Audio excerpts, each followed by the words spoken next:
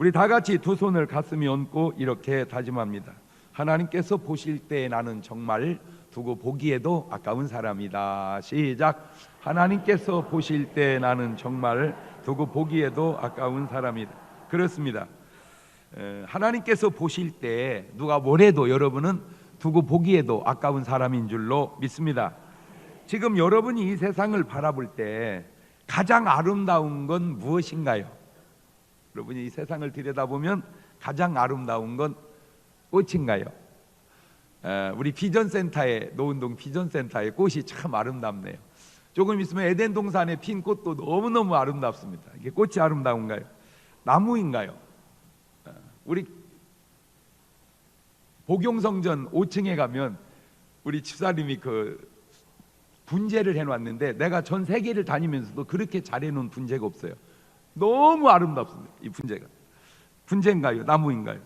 제가 순천에 가면 우리 진돗개 이제 전도왕이 있는데 내가 본 중에는 돌이 그렇게 수천 개가 있는데 너무너무 신기한 돌이 아름다운가요?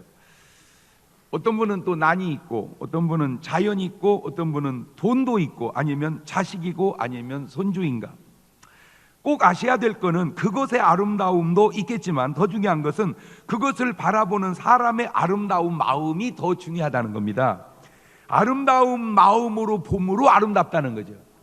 그러니까 제 아무리 아름다운 게 있어도 아름다운 마음으로 보는 것과 그렇지 않은 마음으로 보는 건 그게 다르다는 거예요. 그것도 네 박자로 따져보면 아름다운 마음으로 아름다운 걸 보면 1등이고 아름다운 마음으로 추한 걸 보면 2등인데 추한 마음으로 아름다운 걸 보면 3등이고 추한 마음으로 추한 걸 보면 4등입니다. 시작.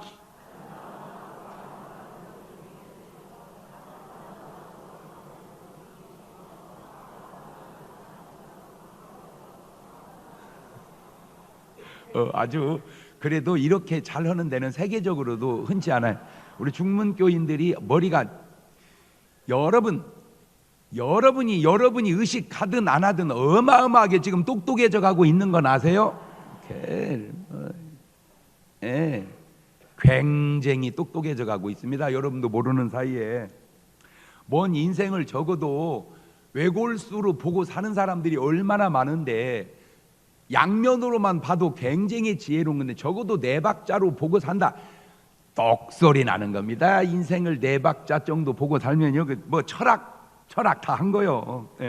그런데 신기한 거는 하나님께서 천지를 창조하실 때 항상 하신 말씀이 있습니다. 창세기 1장 3절 이하에 시작. 하나님이 가라사대 빛이 있으라 하심에 빛이 있었고 그 빛이 하나님의 보시기에 좋았더라. 빛이 있었고 그 빛이 하나님 보시기에 좋았더라. 창세기 1장 11절 이하에도 시작. 하나님이 가라사대 땅은 풀과 씨 맺는 채소와 각기 종류대로 씨 가진 열매 맺는 과목을 내라 하심에 그대로 되어 땅에 풀과 각기 종류대로 씨 맺는 채소와 각기 종류대로 씨 가진 열매 맺는 나무를 내니 하나님의 보시기에 좋았더라. 창세기 1장 31절에도 시작. 하나님이 그 지으신 모든 것을 보시니 보시기에 심히 좋았더라. 이렇게. 그러니까 이게 아셔야 될 게 그 만든 것도 보기에 좋지만 그걸 바라보는 하나님의 마음도 좋다 그 말이에요. 그걸 아셔야 돼. 그러니까 보기에 이 꽃이 아름답죠. 참 잘해 놓으셨어. 이 꽃이 아름답지만 이 꽃을 아름답게 못 보는 사람도 많다니까요. 그러니까 아름다운 것만 중요한 게 아니라 그 아름다움을 바라보는 마음도 중요하다는 거예요.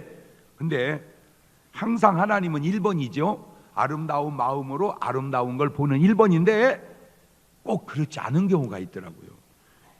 2번도 하나 있어요. 아름다운 마음으로 아름답게 보지 못한 게 하나 있는데 창세기 1장 6절 이하입니다. 시작. 하나님이 가라사대 물 가운데 궁창이 있어 물과 물로 나누게 하리라 하심에 하나님이 궁창을 만드사 궁창 아래의 물과 궁창 위의 물로 나누게 하심에 그대로 되니라. 하나님이 궁창을 하늘이라 칭하시니라. 저녁이 되면 아침이 되니 이는 가만 있어봐. 뭔 말이 빠졌어요? 보시기에 심히 좋았더라. 그 말이 빠졌어. 딱 한 번 없어요. 한 번. 자, 물론 지나갈 수도 있습니다. 그러나 이걸 곰곰이 생각하다가 이런 희한한, 이런 기가 막힌, 이런 놀라운 어떤 해석이 나왔는데 물 가운데 궁창이 있어. 그 궁창이 하늘인데, 그런데 그것을 지으시고 보시기에 좋았다라는 말씀이 없어요. 왜 그랬을까? 여러 가지 이유가 있겠지만 그중 하나가, 도대체 이 하늘이 무엇이길래, 하늘에 누가 있길래, 이 공중에 뭐가 있길래 하나님은 그걸 보시기에 좋다고 안 하셨을까?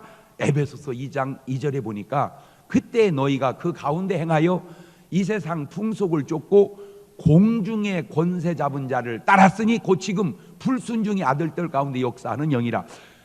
공중의 권세 잡은 자가 누구요? 이 마귀. 이 마귀란 놈이 역사하는 그곳.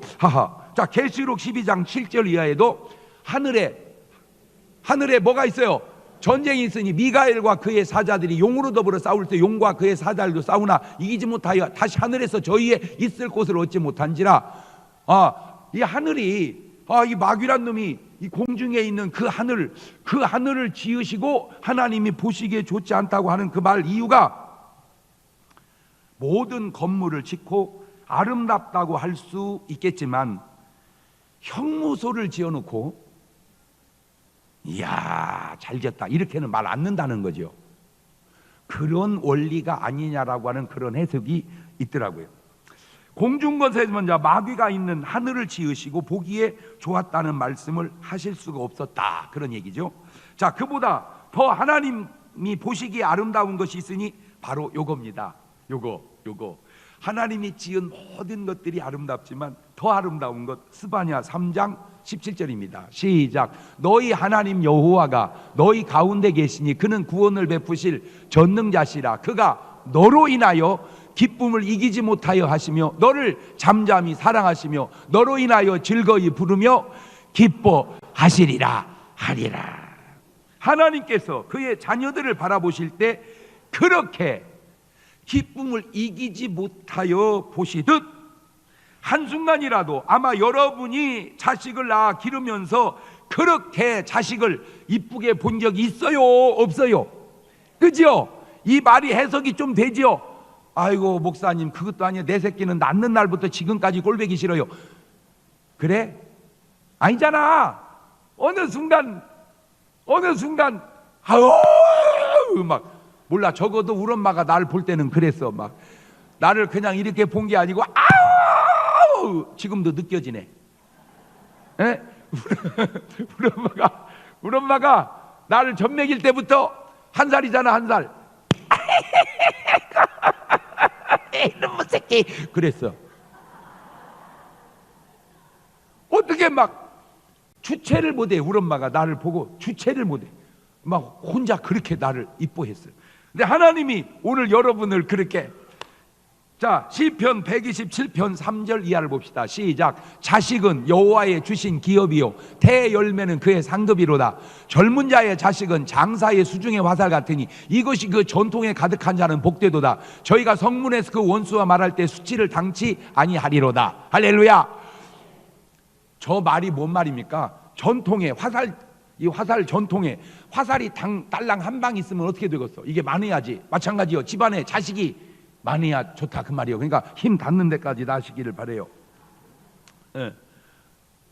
나를 그렇게 바라보시는 하나님의 관점으로 여러분을 그렇게 바라보시고 사시는 여러분 되시기를 주의 이름으로 축원합니다. 그러니까 나를 내 식으로만 보지 말고 어머니 식으로 나를 보듯, 인간을 인간식으로만 보지 말고 하나님식으로 바라보면 우리는 얼마나 막 진절이 처질 정도로 귀한 존재다, 그 말이요. 아멘. 아이고 시작. 근데 난 진짜요.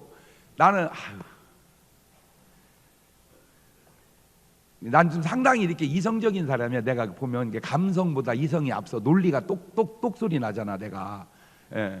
근데 우리 집사람은 이성보다 감성적인 사람이야. 그 사람은. 그러니까 뭐 옳고 그렇고는 중요한 게 아니. 그 사람은 그냥 좋은 건 좋은 거예요. 우리는 아무리 좋아도 아닌 건 아니에요, 우리는. 그런데 내가 묘한 걸, 이제 우리 딸은 딸을 낳고 아들은 아들을 낳았어요.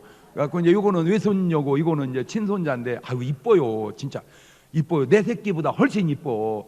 그냥 그놈 보면 막 내가 생전 우리 애들한테 아는 뽀뽀를 걔들한테는 꼭 해줘. 할아버지 뽀뽀 보면요 막 내가 좋아하는 것처럼 좋아를 안 해 애들이. 내가 그걸 너무 많이 느껴. 내가 걔에게 가진 감정이 걔들은 없어. 그걸 뭐라고 얘기해야 된대. 그거 말귀도 못 알아듣고 그거. 아이고 그냥 내가 거기서 우리 어머니를 느꼈고 우리 하나님을 지금 느끼고 사는 거야. 우리 하나님은 우리가 좋아서 막 기쁨을 이기지 못하는데 우리는 그냥 일주일 삐쭉 예배 한번 드리고 가고 잊어버리려고 그려. 이 썩을 놈의 자식들이.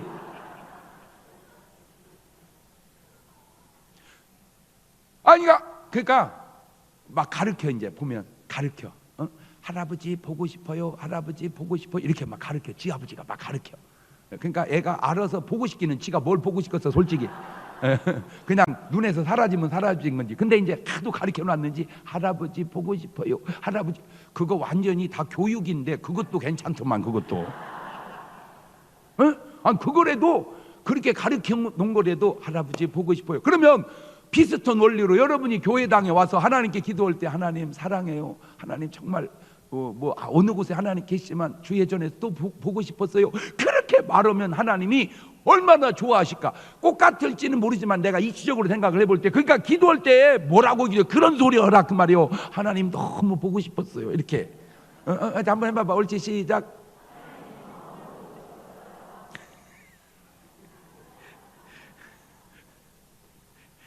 어떤 때는 이제 전화로 이렇게 이제 화상으로 이제 전화하면은 이제 저 민재 좀 이렇게 띄워봐라. 그러면 이게 딱 띄워. 그러면 옆에서 소리가 다 들려. 할아버지 보고 싶어요. 그렇게 할아버지 보고 하라고 다 들려.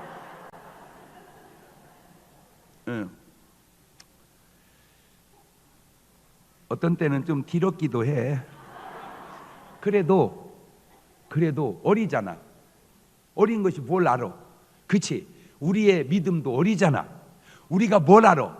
그냥 하나님은 그냥 일방적으로 우리를 그렇게 좋아하신다는 그 사실 하나만은 여러분이 분명히 깨달으시기를 바랍니다. 자식 귀하죠? 돈보다도. 왜? 돈 벌어서 보니까 결국 내가 가만히 보니까 헌금 빼놓고는 다 자식한테 썼더만. 내가 보니까 자식한테 또 나중에 보면 다 주고 그래. 보면 아마 돈으로 만들어도 자식을 만들 수 있지 않을까. 어떤 집은 1,000원짜리로 만들고 어떤 집은 10,000원짜리로 만들고 어떤 집은 50,000원짜리로 어떤 집은 수표로 만들고 다 자식이 돈덩어리야. 자식이 다 돈덩어리다. 시작. 결혼해서 보내면 끝난 줄 알았어. 지금도 들어가. 지금도. 옛날 우리 때만 해도 자식보다 부모가 더 소중하고 귀했습니다. 숫자적으로도 부모는 2분인데 자식은 보통 6남매였잖아요. 또한 생활에 여유가 없을 때 아버지는 절대 권력이 있습니다. 왜? 아버지 없으면 가정이 아무것도 아니었잖아요. 아버지 혼자 벌어 8식구 다 다뤘으니까. 게다가 어머니가 아버지 앞에 꼼짝 못했어요. 자식 사랑을 표현할 때도 마음대로 표현을 못하고 뭐 줄 때도 그냥 마음대로 못 주고 살짝 불러내가지고 빨리 먹어. 아무도 안 볼 때 먹어. 그렇게 주고 그랬었어요.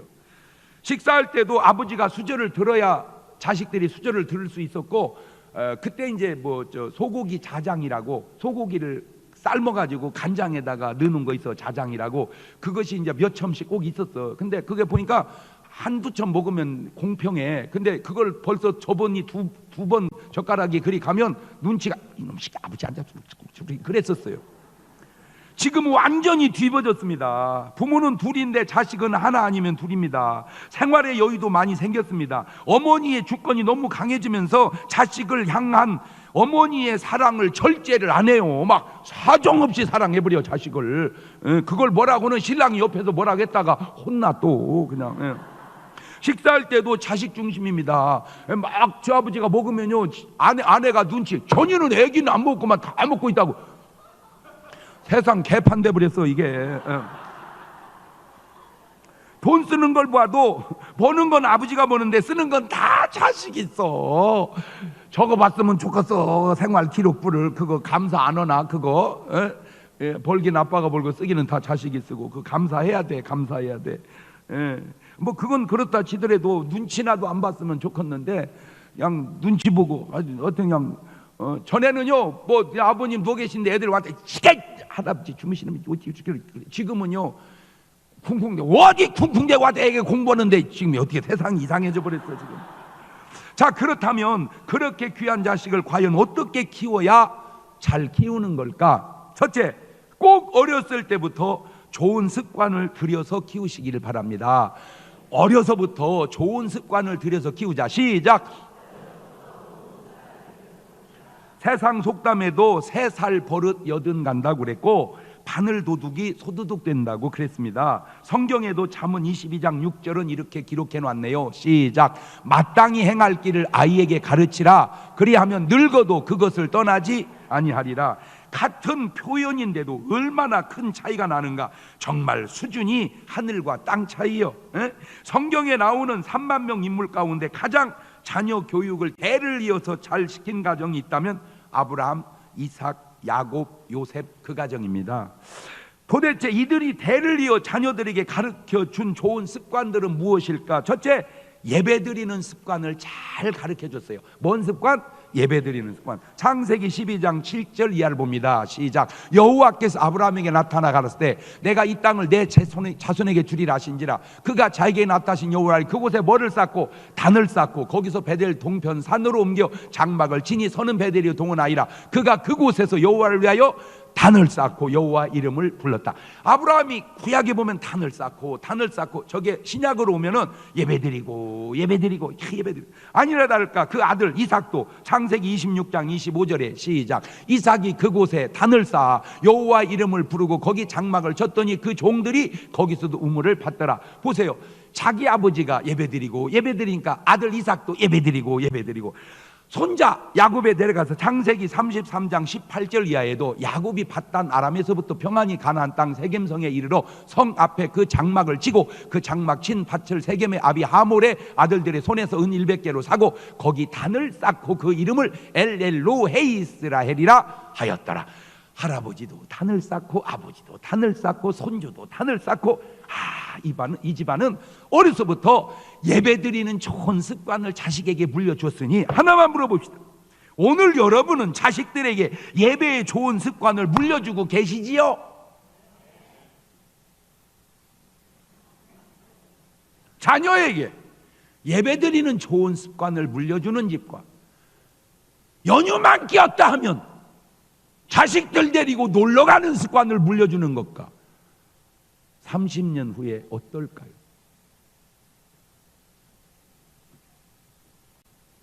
(30년) 후에 개들의 앞날이 어떨까요?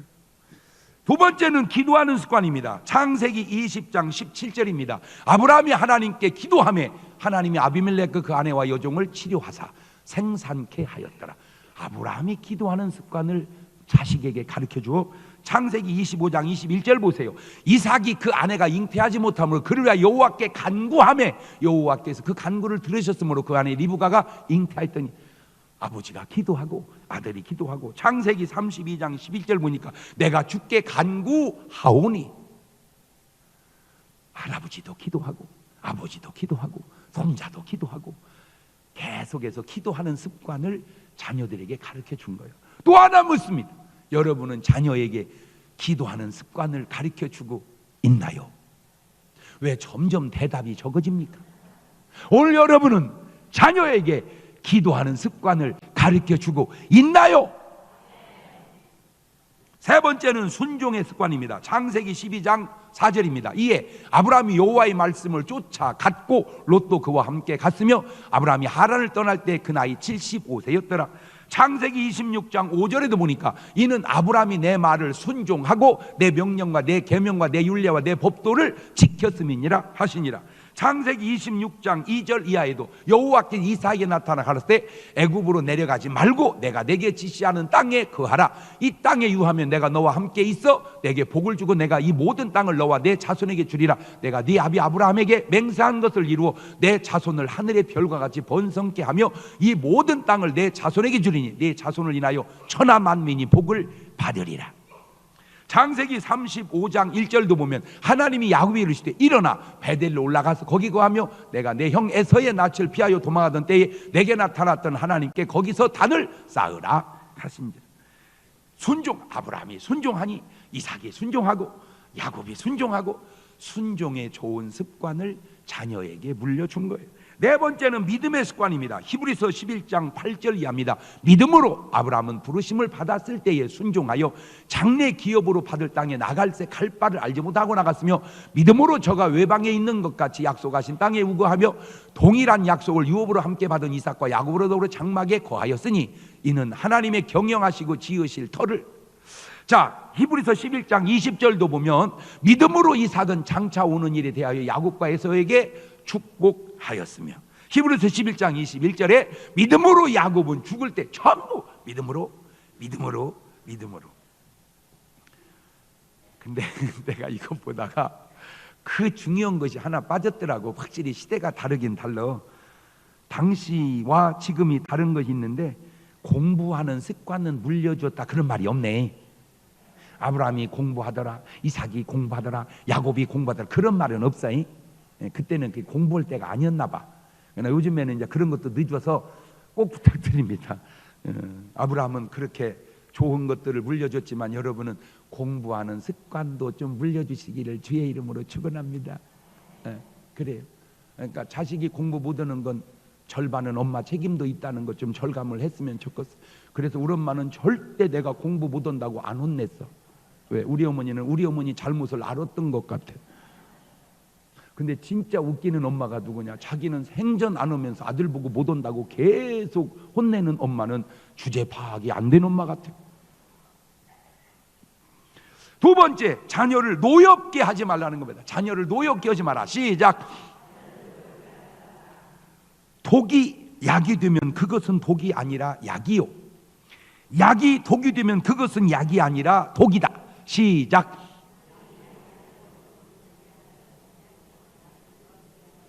그새 또 딴 생각 할 거요. 독이 약이 되면 그것은 독이 아니라 약이요, 약이 독이 되면 그것은 약이 아니라 독이다. 시작.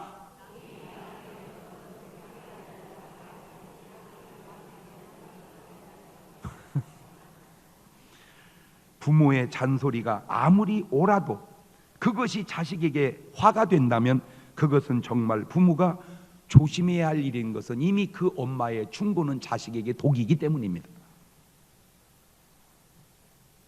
꼭 유념을 한번 해보십시오. 나야 습관적으로 얘기하지만 애들은요 성질납니다. 그러니까 공부해라. 안뭐 알았어. 그러면 그 얘기하세요. 공부해라. 잠깐 하지 마. 그럼 하지 마세요. 그럼 하지 마세요. 왜냐하면 그 엄마의 좋은 충고가 애한테는 독이 되고 있거든요. 어떤 분은 그래요. 엄마가 뭔 얘기하려면 얘기하기도 전에 안 들으려고 그런대. 그러니까 엄마가 그런데 내가 뭔 얘기할 줄 알고 네가 안 들으려고 그러냐. 애들은 그런데 다 알아 뭔 얘기할지.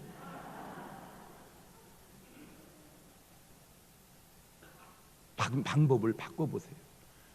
아무리 좋은 말도 그건 내가 설교도 그런 것 같아. 솔직하게 말해서 내가 아무리 하나님 말씀을 얘기해도 여러분이 은혜로 받아야 그게 은혜지요. 시험 들면 그거는 잘못 오는 거야. 목사님 맞아요. 좀 시험 들지 않게 좀 해주세요. 너는 시험 좀 들지 말아라 이 작거다.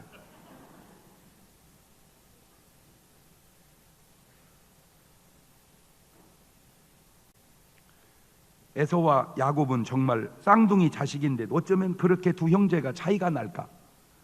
그것이 본인 문제도 있겠으나 부모 문제도 있으니 창세기 25장 28절 보면 이삭은 에서의 사냥한 고기를 좋아하므로 그를 사랑하고 리브가는 야곱을 사랑하였더라. 어찌 보면 아버지는 큰아들을, 엄마는 작은 아들을 공평지게 나누어 사랑한 것 같지만 저 속에도 문제가 있는 것은 제가 저 깨달았어요. 아버지 사랑 백날 받아봐야 소용없다. 자식은 엄마 사랑을 받아야 된다. 잘 참고해서 들어라. 아버지 허당이다. 엄마 사랑 받아야 된다. 창세기 21장 8절 이하입니다. 그런즉 내 아들아 내 말을 쫓아 내가 내게 명하는 대로 염소떼에 가서 염소에 좋은 새끼를 내게로 가져오면 내가 그것으로 내 부친을 위하여 그 즐기시는 별미를 만들리니 네가 그것을 가져 내 부친께 드려서 그로 죽이시 전에 내게 축복하기 위하여 잡수시게 하라. 저 엄마의 편애된 저 사랑이 가정에 큰 어려움을 가져오지요. 근데 너무 놀라운 게 야곱이 엄마의 편애를 받았어요. 그리고 자기 또한 자기 자식을 편애하더라고요. 아, 그게 유전되네. 창세기 37장 3절 이하입니다. 요셉은 노년에 얻은 아들이므로 이스라엘이 여러 아들보다 그를 깊이 사랑하여 위하여 채색옷을 지었더니 그 형들이 아비가 형제들보다 그를 사랑을 보고 그를 미워하여 그에게 언사가 불평하였더라. 다시 말하면 야곱이 엄마 리브가에게 특별한 사랑을 받았던 것처럼 야곱 또한 자기 아들 12 중에 요셉을 그렇게 특별히 사랑을 하더라는. 아, 그 참 그 놀랍네요. 그러다 보니까 에서가 야곱을 패죽이는 어려움을 겪어야 했듯 형제들이 요셉을 패죽이려는 어려움을 또 겪게 되더라 그 말이죠. 그러니까 아무리 훌륭해도 사람이라는 게 이런 약점이 있구나 이런 걸 보면서 여러분은 좀 그러니까 용돈을 줄 때 계속 아빠가 형 주고 엄마가 동생 주면 한 번은 바꿔서 아빠가 동생 주고 엄마가 형 주고 이렇게 이 사랑의 기술이 필요하구나. 할렐루야. 그러니까 우리 엄마는 내가 가만히 보니까 며느리가 주는 돈보다 내가 주는 돈을 좋아하더라고. 내가 그걸 느꼈어요. 우리 집사람이 이렇게 돈을 주면 아이고 그래 고맙다 그래 내가 주면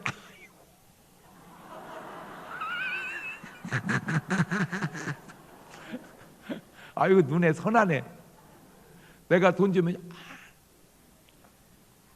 그 막 그 특유의 표정이 있어. 우리 엄마 그 좋아하는 막 그 좋아서 못 이겨내는 그 막 그걸 그러니까 이게 돈은 이렇게 이제 교차로 주는 게 좋아. 사랑도 교차로 하고 편협되게 하지 말고. 아무리 내 마음에 작은 아들이 들든 큰 아들이 들든 교대로 자꾸 해. 그거는 기술이라 기술. 사무엘하 14장 24절 보면 왕이 가로되 저를 그 집으로 물러가게 하고 내 얼굴을 보지 말게 하라 하매 압살롬이 자기 집으로 가고 왕의 얼굴을 보지 못하니라. 저런 데서 저기 지금 다윗같이 얼마나 훌륭한데도 압살롬을 자꾸 편애하면서 압살롬이 반발적 쿠데타를 일으키거든요. 여러분 부부도 그렇고요. 자녀와의 관계도 이렇게 살다 보면 뭐 좋은 일도 있고 뭐 안 좋은 일도 있고 그럽니다. 그렇지만 너무 편협되게 못에 박히는 행동은 하지 마십시오. 그건 참 좋은 게 아닙니다. 여러분 살면서 정말 부모가 자식이 이런 말 쓰면 안 될 것 같아. 너 내 눈에 흙이 들어가기 전에는 내가 네 꼴 안 본다. 그런 말 하는 거 아니야. 눈에 흙 들어갔다는 얘기는 썩었다는 얘기인데 그렇게 하면 안 돼. 아무리 마음이 상하고 그래도 그런 말을 하면 안 돼. 그런 말 하면 안 돼. 호적에서 네 이름 파버려라. 그렇게 하면 안 돼요. 그렇게 하면 안 돼. 너 그 결혼해봐. 난 네 결혼식장 안 간다. 그렇게 하면 안 돼요. 이런 말들을 하면 안 돼요. 물론 그렇게 말하겠죠. 오죽하면 그러겠냐고. 한 가지만 물어봅시다. 그런 상황에 모든 부모가 다 그러겠습니까? 설득하고 이해시키고 기다리고 기도하고 때로는 받아들여주고 그런 부모는 왜 없겠습니까? 나의 행동이 항상 자연스럽다고 해서 꼭 옳은 것은 아닐 수도 있다는 사실쯤은 알고 사셔야죠. 나는 뭐 말만 하면 이 말이 왜 이렇게 멋있냐 이 말이. 나의 행동이 자연스럽다고 해서 항상 옳은 것은 아닐 수도 있다. 시작.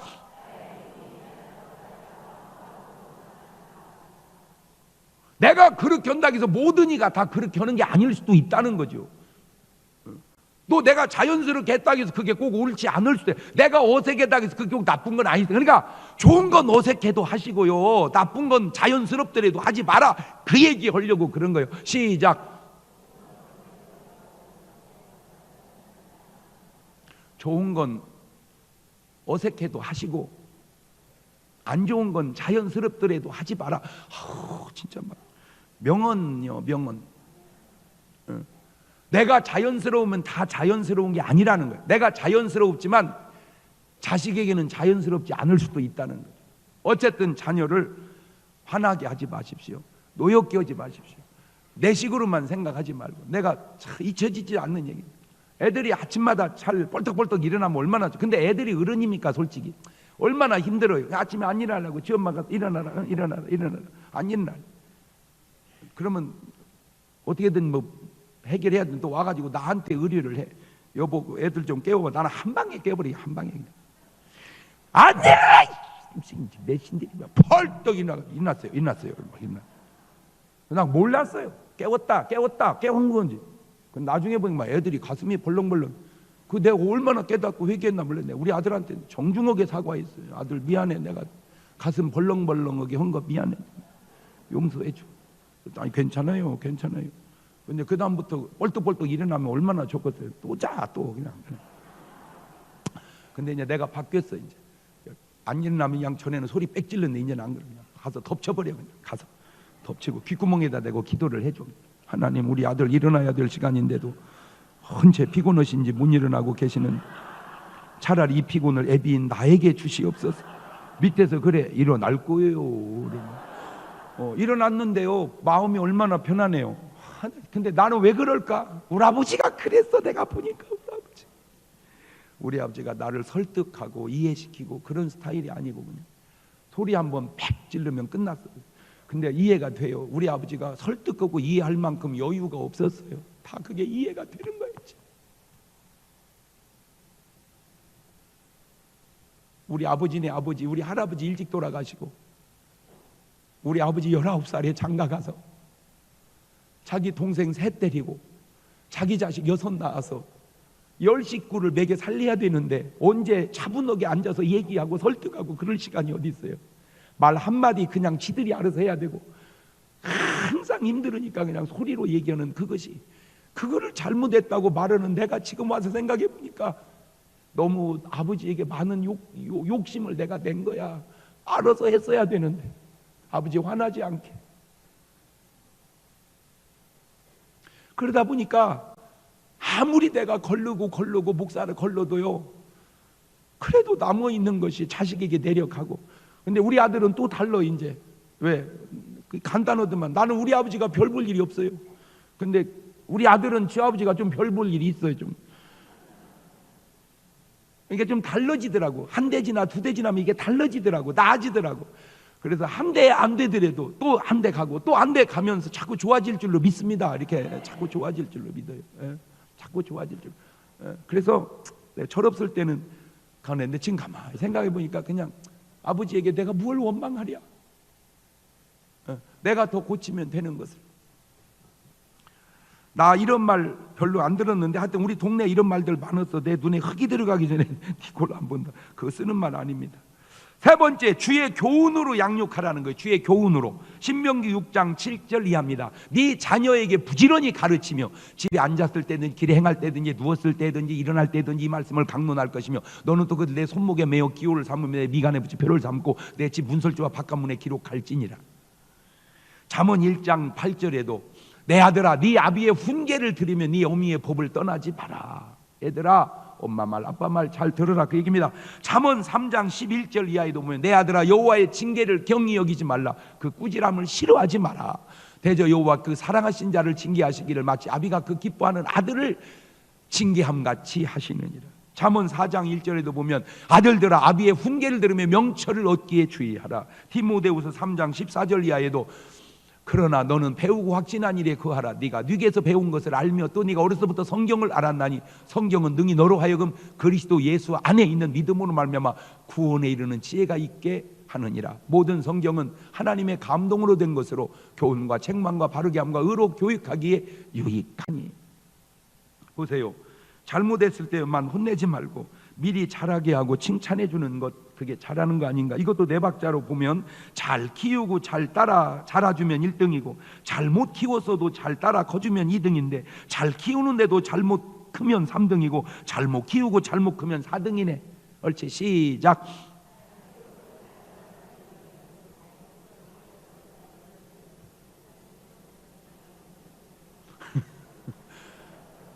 포기하지 마. 왜? 지금 여러분이 여기서 포기하면 애들이 학교에서 포기해. 에? 왜? 그것도 유전되니까 학창같이 따라가봐. 잘 키우고 잘 크면 1등이죠. 우리 때는 2번이었던 것 같아. 부모님은 잘 못 키워도 우리가 비교적 잘 큰 것 같아. 근데 지금은 3번이 많은 것 같아. 참 부모는 잘 키우려고 그러는데 애들이 잘 못 커. 좀 잘 커주시기를 바라요. 어린이 여러분, 잘 커주시기를 바라요. 네 번째, 자식을 재능 따라 키워야 한다는 겁니다. 부모의 욕심으로 키우지 말고 자녀의 재능 따라 키우자. 시작. 우리 딸이 결혼을 해서 또 딸을 낳았어요. 지금 우리 이제 하영이가 4살 지나서 5살, 나이만 이제 5살, 사실은 4살인데 5살 됐습니다. 어린이집을 보냈습니다. 갔다 오더니 우리 딸 하는 말 좀 들으면서, 아유 아빠 이거요, 아이고 이거 보통 일이 아니에요. 왜? 벌써 4살짜리가 글씨를 다 읽고 쓰는 애가 있답니다. 그러니까 글씨 학원을 보내야 된다는 거예요. 근데 그게 끝이겠습니까? 다 피아노 올라가 뚱땅거릴 때 글을 연주하는 놈이 벌써 있다고. 띠리리리리띠리리리리리리리리. 그거 보면 당장 또 피아노 학원 보내야 돼. 다 숫자를 볼 때 2, 3은 6, 2, 4, 8 계산하는 놈이 있어요. 또 속셈 학원 보내야 돼. 다 그냥 크레용 가지고 낙서할 때 걔만 그림을, 여자를 그려내는 애가 있어요. 미술 학원 보내야 돼 또. 다 얘들아 이리 와. 얘들아 이리 와, 나하고 놀자. 웅변 학원 다니는 애가 벌써 있고.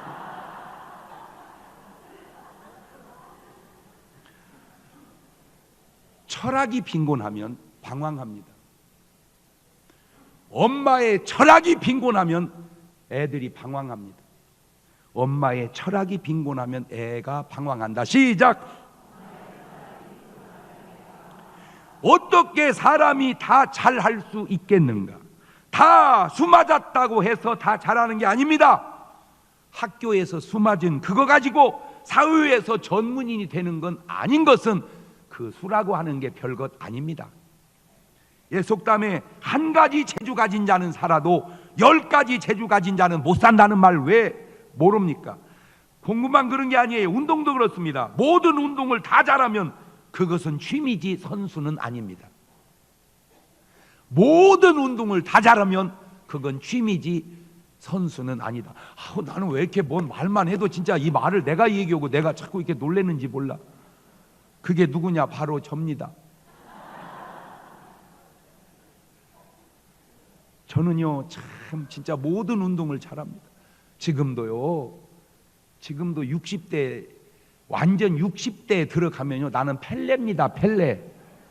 예. 왜? 젊은이하고 차도 그것도 그냥 축구가 아니고 조기 축구에 들어가도 내가 가는 쪽이 이길 확률이 많으니 얼마나 잘 차는 거예요 그것이. 예? 그렇다고 조기 축구만 잘하는 줄 아세요? 예. 골프도 쳐보세요. 나보고요 왜 진즉에 안 했냐고 다 그래요. 그 골프만 그런 줄 아세요? 테니스 쳐보세요. 뭐든지 잘해. 그랬더니 하나도 써먹을 게 없어요. 그런 걸 취미라고 그러는 거예요. 그런 걸 취미라고 그래요. 박지성은 축구로, 박인비는 골프로, 추신수는 야구로, 김연아는 스케이트로. 한 가지 잘하니까 세계적 선수가 되는 것이지. 근데 왜 애들을 다 잘하게 하려고 그러냐고. 애 과부하 걸리게 해. 왜 남의 자식이 내 자식보다 더 잘하는 꼴을 못 봅니까? 봐주세요. 참 너 그림 잘 그리는구나. 그래 너 참 피아노 잘 치는구나. 그래 참 너 계산이 빠르구나. 칭찬해주고 우리 애는 그 대신 이걸 잘한다. 이래야 되는데 그것 치면 안 된다. 그것 애 죽여라. 애 죽여 아주 그냥. 내 자식은 결국 남의 자식보다 한 가지만 잘하면 되는 겁니다. 아멘. 예.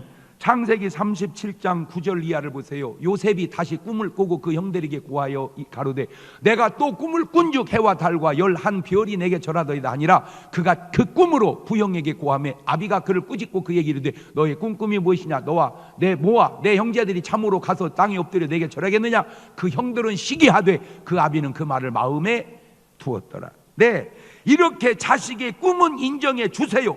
꿈은 아무렇게나 꾸는 게 아닙니다. 소질에 따라서, 재능에 따라서 꿈을 꾸는 거예요. 심지어는 주님의 은사도 그렇습니다. 고린도전서 12장 7절 이하를 보세요. 각 사람에게 성령의 나타남을 주시면 유익하게 하려 함이라. 어떤 이에게는 성령으로 말미암아 지혜의 말씀을, 어떤 이에게는 같은 성령을 따라 지식의 말씀을, 다른 이에게는 같은 성령으로 믿음을, 어떤 이에게는 한 성령으로 병 고치는 은사를, 어떤 이에게는 능력 행함을, 어떤 이에게는 예언함, 어떤 이에게는 영들 품은, 다니엘은 각종 방언 말함을, 어떤 이에게는 방언을 통역함을 주시나. 이는 모든 일은 같은 한 성령이 행하사 그 뜻대로 각 사람에게 나누어 주시니라. 보세요. 어떻게 한 사람이 19가지 은사를 다 합니까? 그저 하나 하면 그걸로, 하나 하면 감사하고 그 은사를 잘 쓰면 서로 조화를 이루면서 가는 것이지. 아멘. 고린도 12장 28절 이하에도 하나님이 교회 중에 몇을 세우시니 첫째는 사도요, 둘째는 선지자요, 셋째는 교사요, 그 다음은 능력이요, 그 다음은 병 고치는 은사와 서로 돕는 것과 다스리는 것과 각종 방언을 하는 것이라. 다 사도겠느냐? 다 선지자겠느냐? 다 교사겠느냐? 다 능력을 행하는 자겠느냐? 다 병 고치는 은사를 가진 자겠느냐? 다 방언을 말하는 자겠느냐? 다 통역한 자겠느냐? 너희는 더욱 큰 은사를 사모하라. 내가 또한 제일 좋은 길을 너희에게 보이리라.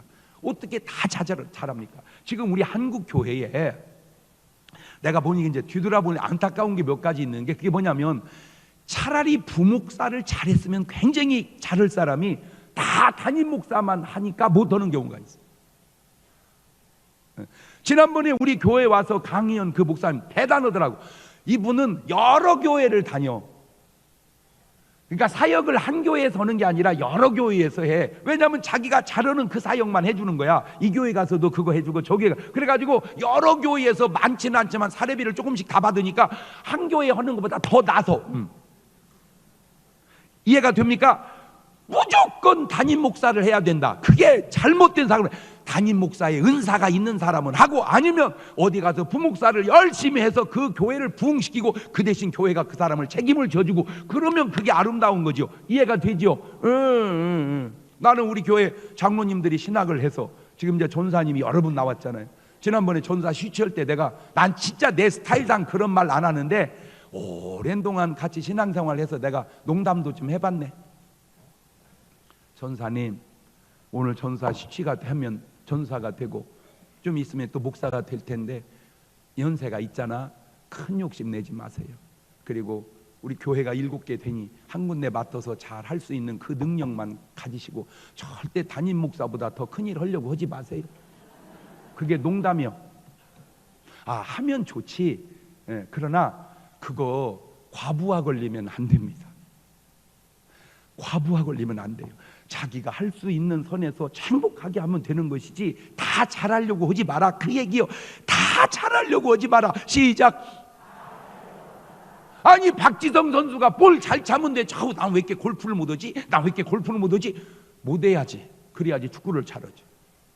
그렇잖아. 박인비가 골프를 잘 치면 나는 왜 이렇게 배드민턴을 못 치지? 못 쳐야지. 그래야 골프 잘하지. 하나 잘하면 되는 거예요.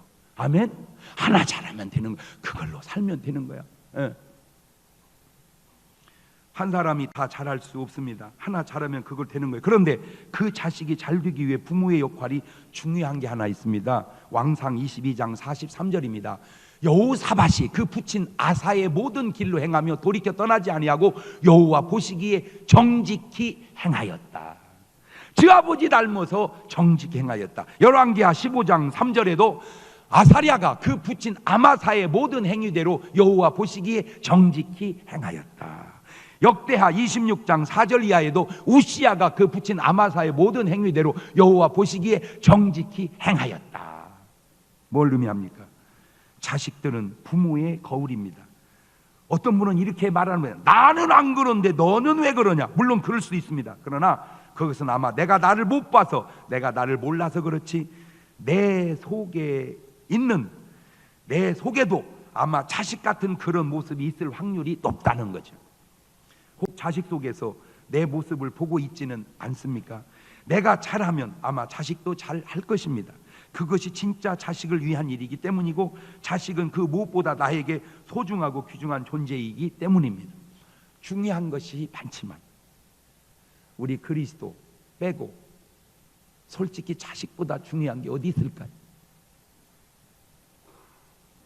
그 자식이 여러분이 원한 것만큼 잘 된다면 그것보다 더 아름다운 일이 어디 있을까요? 제가 묘한 걸 또 하나 느꼈어요. 내 형제가 있잖아요. 똑같아 나오고 성가대 앉아 있으면 사람들이 오늘 목사님 성가대 서시오? 그런 사람이 있대. 자꾸 보면 아는데 처음 보면 게 비슷해가지고. 근데 어떤 분은 나한테 왜 굳이 그런 얘기를 하나 몰라. 목사님 동생이 더 잘난 것 같아요. 그게 할 소리냐? 참 목사님 동생도 괜찮네. 이게 할 소리지. 어떻게 말을 그렇게 수준 없게 하냐? 나야 이해하지. 그래 동생이 잘나면 좋지. 내가 굳이 그걸 비난하겠어. 그지만 이제 농담할게요. 기분 별로 안 좋아. 그런데 목사님 어쩌면 충만이는 그렇게 잘났어요. 그러면 그거는 기분이 좋아. 묘한 걸 발견했어요.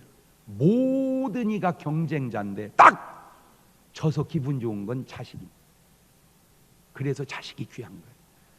그 귀한 것만큼 오늘 우리가 귀하게 키우고 있는 거냐라고를 물었을 때는 꼭 그렇지 않을 수도 있다는 거죠. 오늘 말씀 잘 상고하면서 주님 다음으로 귀중한 그 자식이, 아니 나보다 더 귀한 그 자식이 정말 잘 될 수 있기를 주의 이름으로 축원합니다. 두 손을 가슴팍 탁 얹고 그 자식이 잘 되기를 원하는 사람은 오늘 밤부터 하는 예담삼에 안 나올 리가 없어. 왜? 예배드리는 아름다운 모습을 자식에게 심어주기 위해서라도 형편이 되면 같이 데리고 오십시오. 오늘 밤에 누가 오고 안 오나 내가 체크해 보겠습니다.